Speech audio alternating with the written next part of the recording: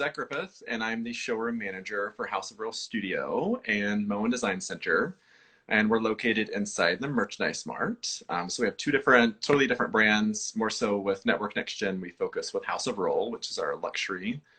I Decorative really plumbing love how the Moen studio, like the Moen showroom is like super white and like very like spa. And then you go into House of Rohl and it's like dark and kind of sexy and like just two different vibes too. It is, yes.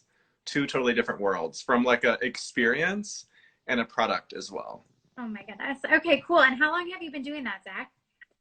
So I've been with Global Plumbing Group for a little over a year. But Wow. I've been, yeah, but I've actually been in the decorative plumbing world for about 5 years now. Okay. So I was working for one of our customers, like selling products, like direct to consumers or the trade, builders, architects, designers. And then I decided to switch to the marketing side of our world and work directly for a manufacturer. I love that. I feel like that's like such a good spot to be in. Do you like that switch? Like, what's your opinion on that? I absolutely love it. Like, it's so Okay. much fun to like remove that selling hat that I always hated. Like, I Okay. hated that, like closing a sale, all of that. I enjoy more connecting with people, Okay. building relationships, and then like spreading my like knowledge to them of like trying to make their lives easier, designing spaces of using like resources like what we have, and Mhm. educating them and, just making their jobs easier. That's the whole I love goal. that. You are so good too at thinking of like really creative events and like different ideas within the showrooms, which I think is like really awesome that you're on that side of the industry. Yes, yeah. We love to host some fun events, that's for And like sure. very elevated events, I would say, Zach. Yes. Yeah. Okay, can you tell people? I think the best part of your story is kind of how you transitioned from fashion into the interior design world. Because I think a lot of people, when they see like plumbing, everyone I know that works in carpet, plumbing, flooring, they're like, I never would have expected I would end up here, and I love it, but I never would have like put that on the list. So, do you want to talk about kind of your transition, like how you got into the plumbing side of the business? Yeah. So I spent around 10 years working in retail, specifically in apparel. And so I was part of the teams that essentially, when you were able to go into brick and mortar, like my team basically made you decide what you were purchasing without you ever seeing us.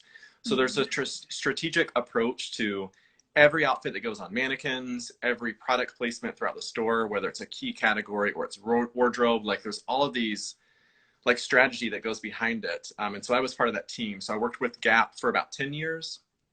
And then I had a lot more responsibility with J. Crew towards the end of my career in that aspect. And I was in one of my mini meetings in New York, deciding on some fun, like new concept for stores. And we spent about 6 hours debating what color ropes for our stanchions in flagship 6 location. hours. And everyone was anyone cracking jokes or were they being super serious? Like, It was like basically me, the only one that was being like sassy about the whole experience. I'm like, come on, like oh no, I would have started cracking jokes. I wouldn't be able to like hold it in. You know what I mean? I know, and it's not like we weren't like looking at totally different colors. Like we're looking at 4 shades of white, oh my essentially. gosh. And so this was, like the icing on the cake for multiple situations that I was in with my team of like not being able to make like prompt decisions on things that just needed a quick, yes, that's what we're going with. So we could spend more time on true strategy and what's going to affect business. Hmm. So I just was like, I had it. Closed my computer, got my fob out, my badge, like my credit card, like all of that stuff, set up my computer. And I was like, well, guys, I'm out. Like now. Like right Yes. Which I was totally up into this point, someone who planned every moment of my life, like calendar was booked, like there was no spur of the moment at all for me.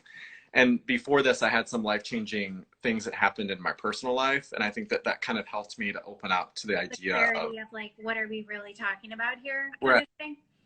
and like what's really important. Yeah. And so I left and I had no place to go, nothing to do. And so then I dabbled in real estate for like a hot second. And for people who truly know me, like that is not at all like me, I mean, you know? if you're like not about the clothes, Right. you're into real estate. And I really don't even like talking, you know, when I meet people about work, like I'm much Yeah. and more interested in their personal lives and their personal interests than trying to, you know, like, are you looking, do you know anyone who's looking to buy or sell real estate? Not my Yeah. jam. Oh So man. I tried that for 6 months, failed miserably. And then I landed in the plumbing world working for a company called Ferguson. Okay. And they were looking for people who could help transition them from a wholesale perspective into a more retail. And so with my retail background, I could kind of help transition that. So fast forward 5 years later, here I am today. I think It's that's so crazy. fascinating. So like, do you want to talk about like first let's stay on this and then we'll go back into like House of Rohl. But like Okay. since you have the retail background, I'm so curious now that everything's kind of transitioning to digital, obviously during this time. I have a lot of friends who work in retail and are talking about how brick and mortar might change and like the showroom experience might change. Like, is there any thoughts that you've been having about that kind of experience now that like, you know, this happened? I mean, a lot of people are saying it'll just go back to normal slowly, but have you thought about that at all? And like how that kind of shopping experience like has been impacted, will be impacted? Like, I do, and I have. And it's for me, I have like a real soft spot for brick and mortar. yeah, Like just, I mean, that essentially like fundamentally from a career and like work perspective, like that shaped who I am today. Like if it was totally. not for time with Gap and J. Crew, like I would not be as successful as I am today. Like they Mm-hmm. like retail, like good workers come out of retail. Mm-hmm. But that being said, I think you're gonna You mean see, as people, right? Not even just like yeah, the experience. You mean like people. right, Got people, it. yeah. But I think in general, you're gonna see there's not gonna be a Gap on every block. There's not going to be, you know, a Nordstrom in every single town. I think what we're going to see is these shopping centers completely go away, and you're going to have more experience centers. So, like, imagine a Bonobos, if you're familiar with that Yep. experience, but transform more to like a multi-brand experience. So you might walk into a place the size of like a Neiman's, but instead of walking out with product that day, you're actually just going to be like experience their product from like a touch and feel.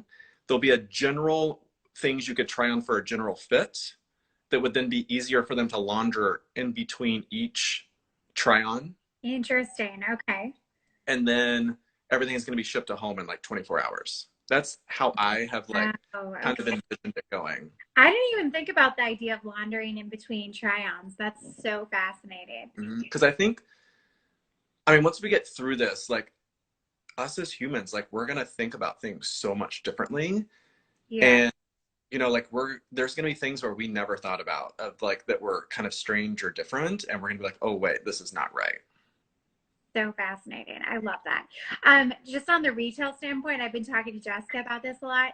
I've gone down the fashion blogger like rabbit hole. Like I think it's so fascinating, the whole influencer game, the whole fashion blogger game, the whole like I think our generation is one where we want to know what other people think, right? Think of like Amazon reviews and like that kind of stuff. So I'm like right now toying really hard with the idea of how that plays into the interior design world and the experience because I Right. think there is a direct connection, but that has been something that over quarantine I just haven't had the time to go down that hole. But that's been an interesting thing to think about in terms of fashion and Oh, fashion for sure. in general. So Yeah.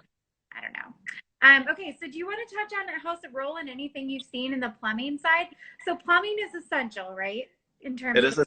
quarantine. I think there for a short time there was only one state that wasn't allowing construction. Okay. Uh, but I think that's now changed. So now all 50 states, plumbing is part of the essential construction perspective. Yes. Okay, got it. I always think plumbing is such a fascinating world because it's so freaking complicated. Yeah. Like, I sat at one of the plumbing manufacturers, like I had to do this. I didn't have to. I got to speak to their sales team, and then afterwards, I sat for one of their like presentations, and Okay. the way they were talking about water, I was just like, what? Like, it's just so much more complicated than like you would think. So like plumbing, I just think it's such an interesting world. It is. And I think that's one thing that like drew me to plumbing was there was more to it than meets the eye. You know, like there was something more there than just a fixture. Yeah. And like, I feel like, don't you feel like plumbing is some of the first like pulled into projects pretty early on? Like, is that true or not true?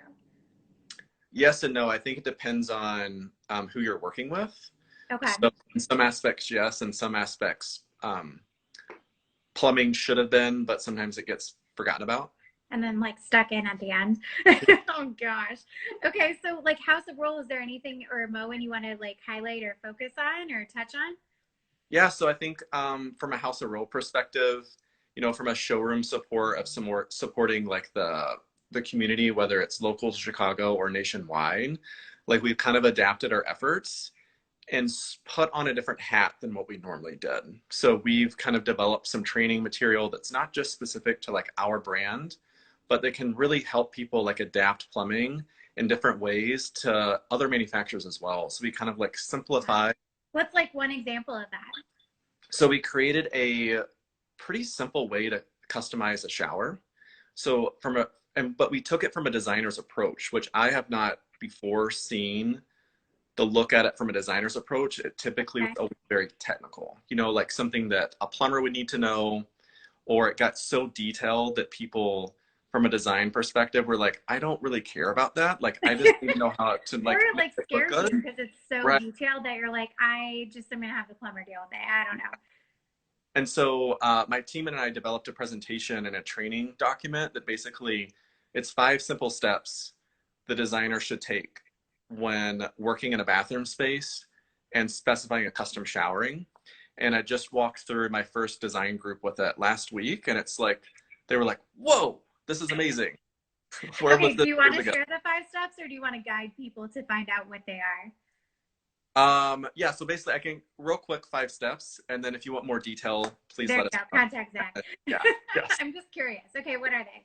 So step one is picking out your faucet. So your sink faucet, your lavatory faucet, because that's going to dictate the shape and style of everything else in your bathroom. Okay. Step two is picking out your shower outlet. So what is your desired experience? So Okay. are you wanting shower head, rain head, handhelds? And then The we walk you, freaking works. Why wouldn't you? yes. Okay. Okay. Right? And so we walk you through what each of those mean, and how the experience is different and how you can better select the outlets that your customers are wanting or clients. Okay. And then you then have to add up your total GPM running at once. So every shower outlet essentially has like a rated gallons per minute. And that's crucial for step three. So Okay. step three is determining your valve. So your valve is based on what you just selected in step two. So Okay. think of the valve, that's like your engine of your shower. Okay. If you don't have the right engine, you're not going to make it down the street, nor are you going to have the right experience. Okay. And then step four is selecting your trim pieces for your shower, which basically just come based on your step one. You basically just go to the collection and just pull all your pieces in. Okay. And then step five is accessorize. And you're That's done. like so easy. So were they just fascinated because you're like, sometimes people don't start with step one, which is like Correct. selecting the faucet? Like most people start with step three. Like you can't select, like they Interesting. want to do that. They're like, what did my valve need? Like I need to focus on my valve.